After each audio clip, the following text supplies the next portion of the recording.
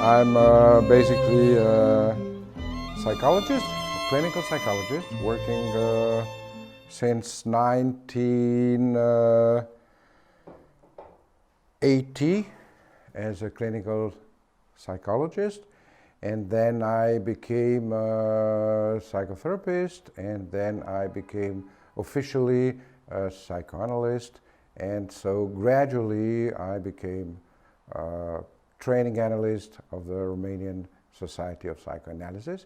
Well, it started with a lot of questions when I was an adolescent about, not exactly about myself consciously, but about why are people thinking the way they are thinking. And then it all started with trying to somehow plan for a career. And since it was in the early 70s and life was pretty complicated in Romania at the time, what I have clearly in my mind was that at the first opportunity I will try to leave the country. And so it wasn't terribly important what a career path I would choose here in Romania, because anyhow I fantasized about myself as pursuing whatever career, wherever it would be a little bit more freedom than we had at the time in Romania. But still, in order not to have 2 years of military service, which was quite long, I had to go somewhere to study in the university. And so I chose something which seemed a little bit easier than anything else, and it was called Studies in Education. It was just an exam of psychology and foreign language. I was quite good at foreign languages. I spoke French, English, and so I said, this is something which will make it quite easy for me to go to university. But I discovered, because the fashion at the time was to have some kind of private tuition with a professor in the university, because it was very difficult to get in the university. Now, where something like 30 people for 30 candidates for one place, and you had to have some bit of training. But I didn't try to find a professor. I tried to find a student in a senior year in order to somehow to try to understand what this kind of thing, psychology, was, because I wasn't at all aware of what it might be. And it was a very interesting first session of private tuition, in which we talked a little bit like we do now, and he asked me about my interests and so on, about my lectures, about what I know, about what I like to do and so on. And then he gave me some reading, which was not the regular university textbook of psychology and so on, but it was Introduction to Psychoanalysis by someone called Sigmund Freud. And I read it.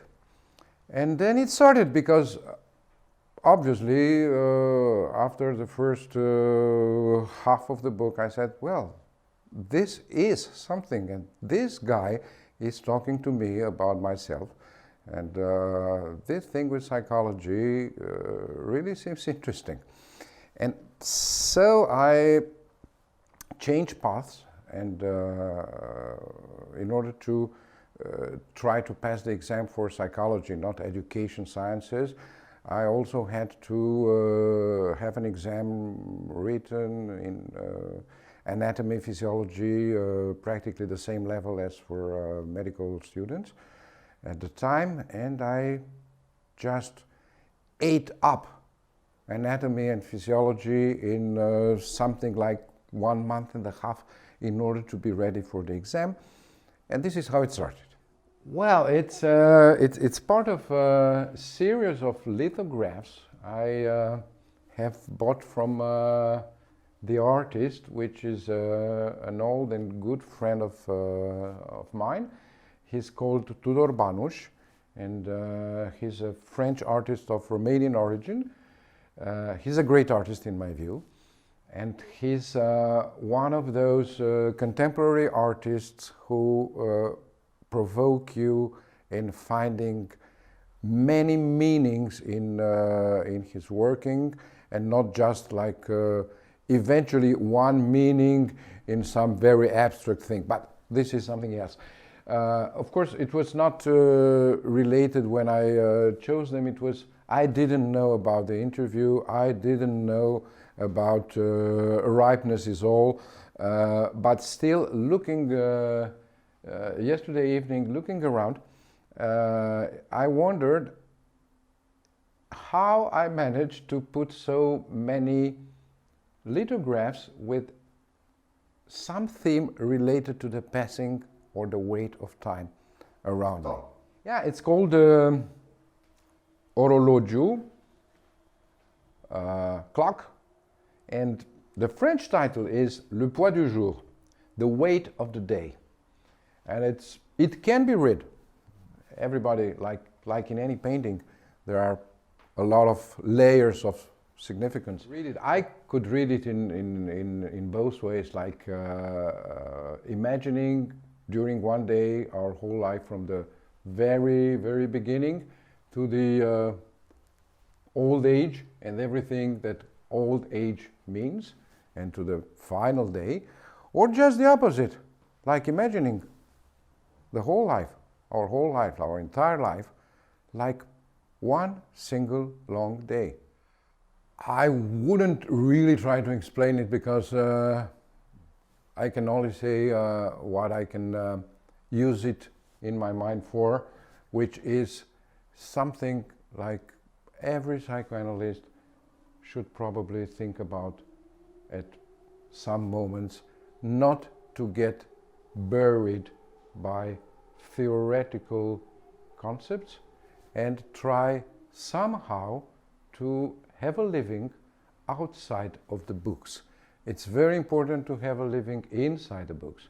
It's very important to have a living because of the books, because otherwise we have a very poor living.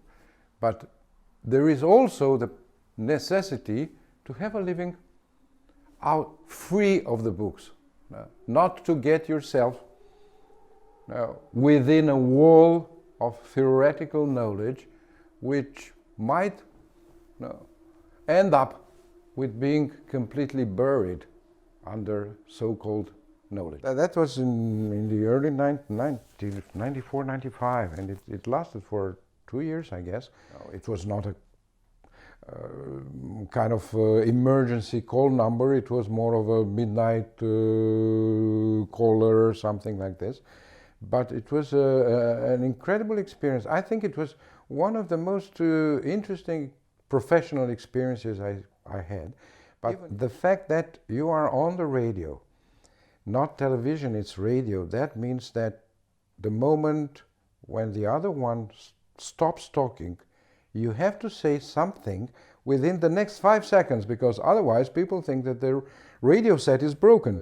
It was called, our show, because it was a radio show in fact, it was called Blues en Deux, Blues in Two. And that was because we were two, my colleague and I. We had alias, not our real names. And we also put music between calls, and it was always some kind of blues playing artists. And that's why it was called Blues and Deux. No, this aging is something I had never had an interest in. No. And of course, aging is, I wouldn't say it's an issue. Aging is the issue after a certain age. No, it is the issue. But I guess that the afternoon of life is at least as important as the adolescence.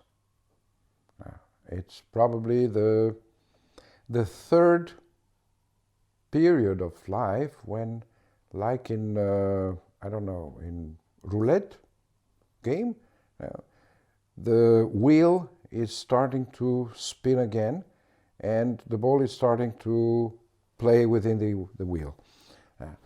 It's I don't think it's the last time. Maybe there are some other moments too. But this afternoon, which I will set, I would say personally, I think somewhere between 45 and 55 years old. It's one of those moments when the wheel starts spinning and there is another draw, and there is, after each such period, a moment where the croupier says, les jeux sont faits, rien ne va plus. Which means that you are on a new trajectory, and at least for a certain time. Now, this will be the path of your life. Well, I would rather put it much more like a roller coaster, a montagne russe. A roller coaster, but not necessarily just within the one dimension, but rather more three-dimensional. Because it has not only ups and downs, but lefts and rights and coming backs and stalling, which the roller coaster doesn't. But the life cycle sometimes has periods, sometimes very long periods of stalling, in which one can feel really suspended in time. Not the time is passing by the clock, but life is not moving. Well, I guess that's stalling periods when life is not moving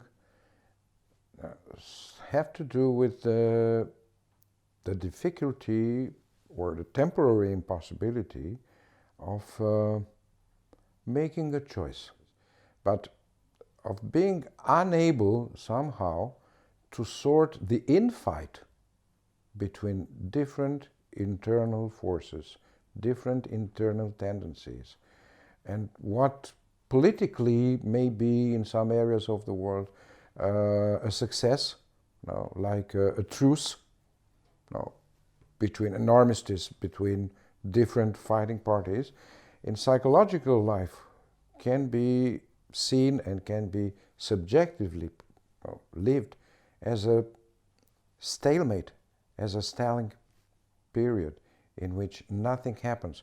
In fact, a lot happens. A lot of infighting happens now. And there is so much infighting, there no tendency can really assume a leading role or go in the forefront and move the person into a certain direction. Certainly not everyone does. We can see a lot of people who, after a certain period of living their lives, have decided, unconsciously decided, to stop on living and to go on just being there without really living.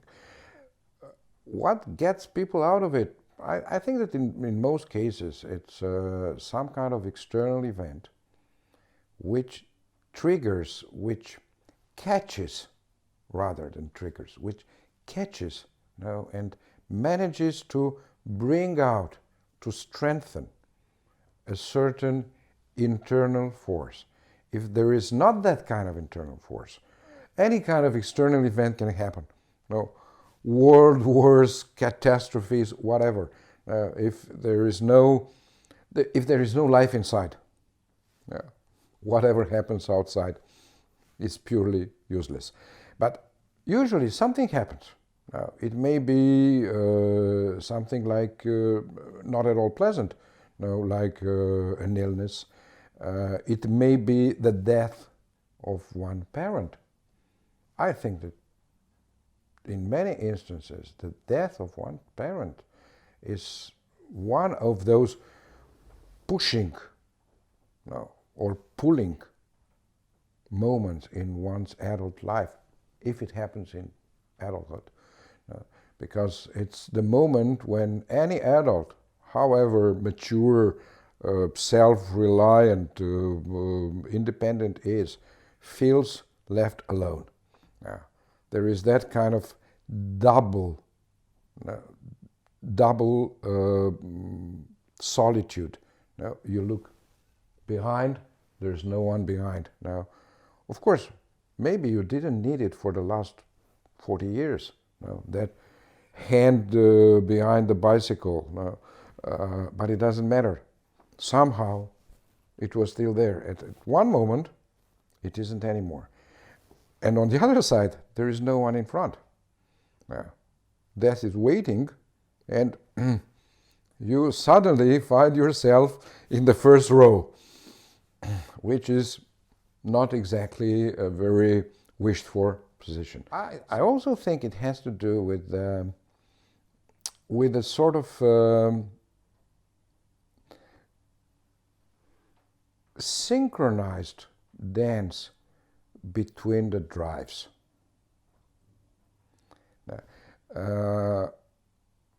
I'm one of those old-fashioned people who still thinks in terms of dual drive theory, and I think that kind of tango, if you want, because somehow it's brought up to my mind, between the drives is one of the resources which we can rely upon, or which are in default in helping us going through that period. Incidentally, this is a pure coincidence, yesterday in one of our newspapers there was a very short piece of rather an essay, not a journalist piece, in which a journalist I respect very much was recalling a moment when Pablo Neruda and Garcia Lorca were presenting a sort of homage to Rubén Darío. And that happened in Buenos Aires in 1933. And the way they used a sort of metaphor, which was the metaphor of torear al limón. Torear al limón seems to describe a certain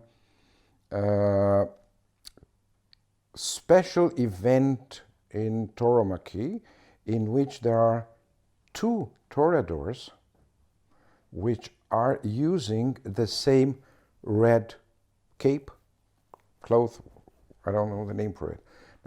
And so they don't have two, they have just one. And so they have to move somehow perfectly in accordance in perfect attunement, in order that no one gets hurt by the bull.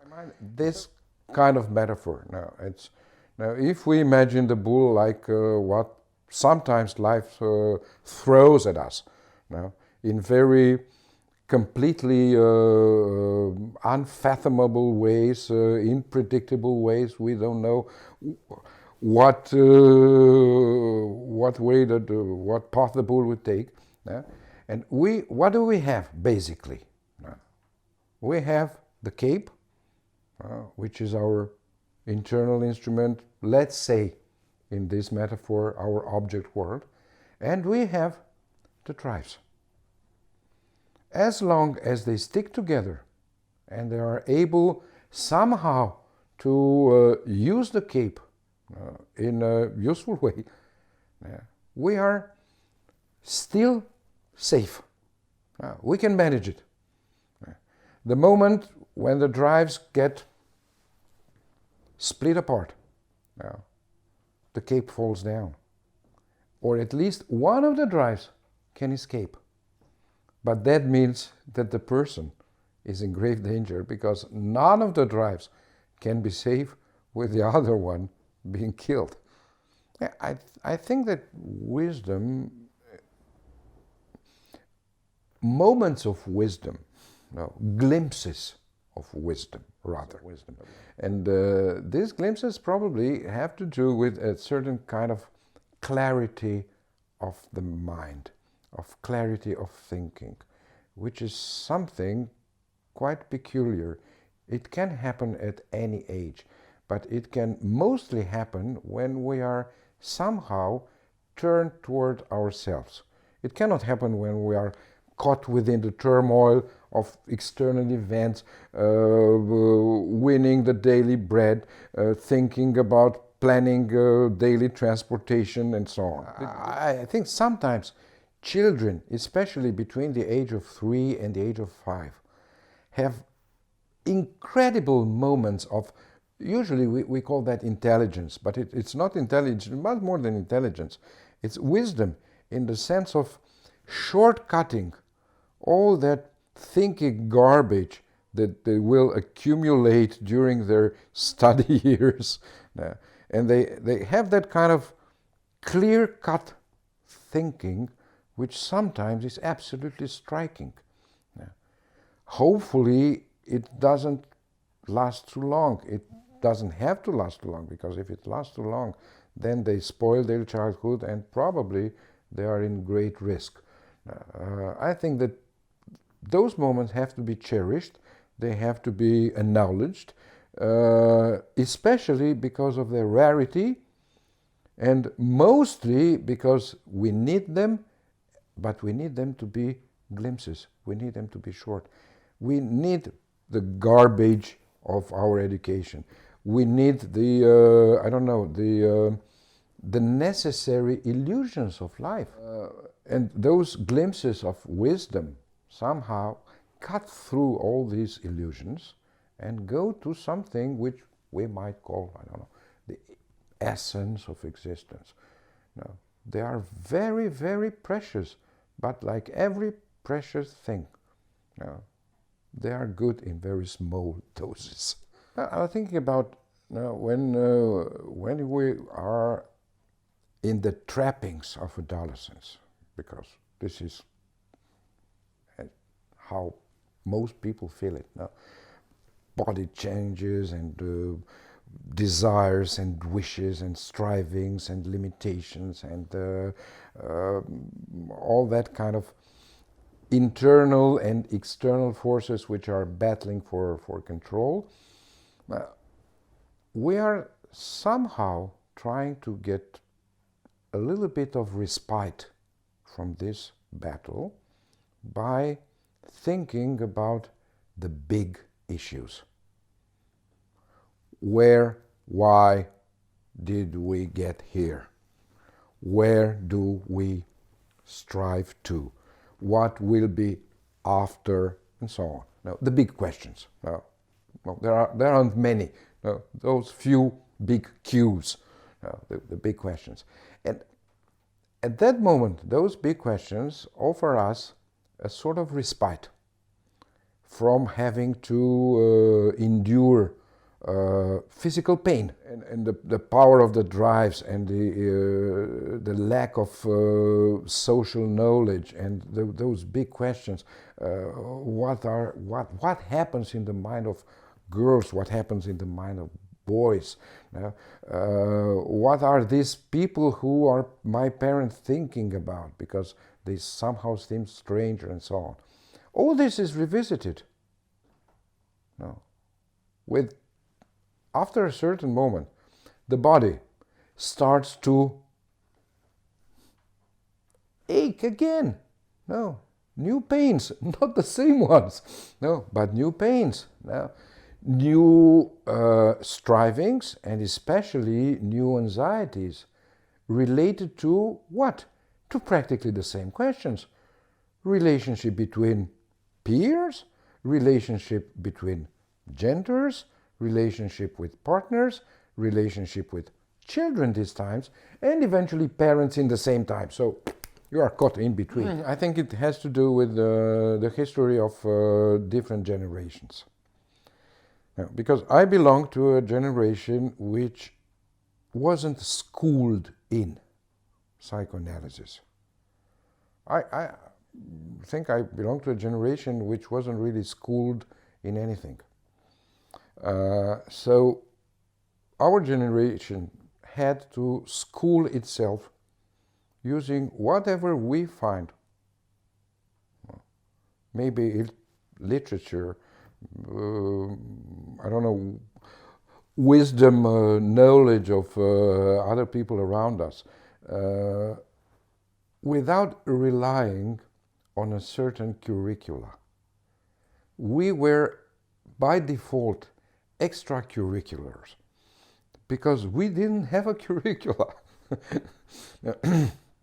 We discovered what curricula in psychoanalysis is a long time after starting to work psychoanalytically with patients.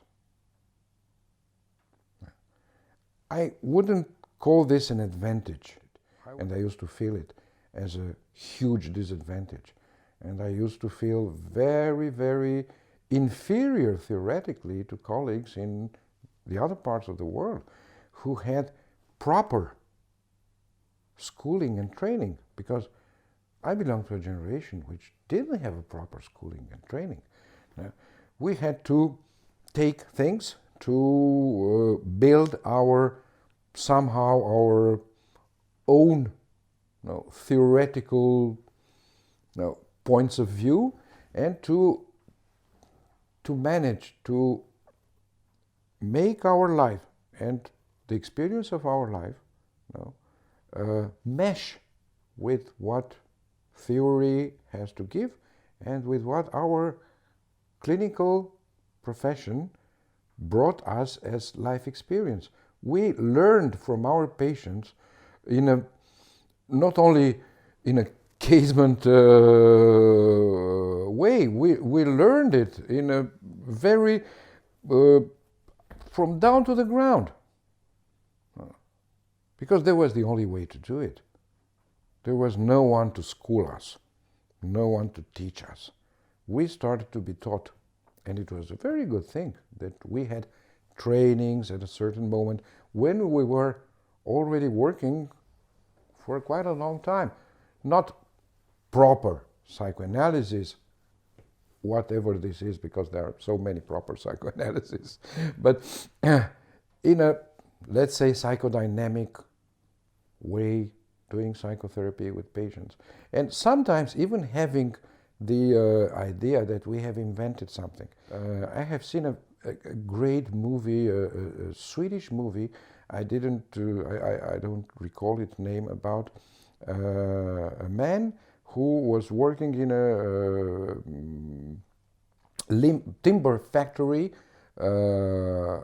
in Sweden around before the First World War, and somehow by a series of events he invented a way to make wheels not remain stuck in the mud.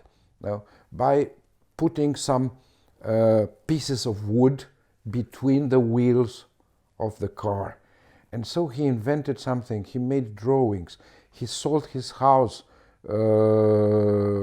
for trying to build a prototype, and he went to Stockholm to bring his prototype and his invention to the Ministry of something, and on the way to the ministry he stopped to see a movie, the first movie in his life, and it was a movie journal. The First World War started, and there he could see the first tank. Sometimes we had this impression that we have invented something, and then we found out that in an issue of the International Journal of Psychoanalysis in 1947, someone has written about it. So it had already been invented. But as travessia means, it's not invention, it's making the journey. And so I think that in some ways we were disadvantaged. In some other ways we had the advantage of having a journey to make without any kind of guide.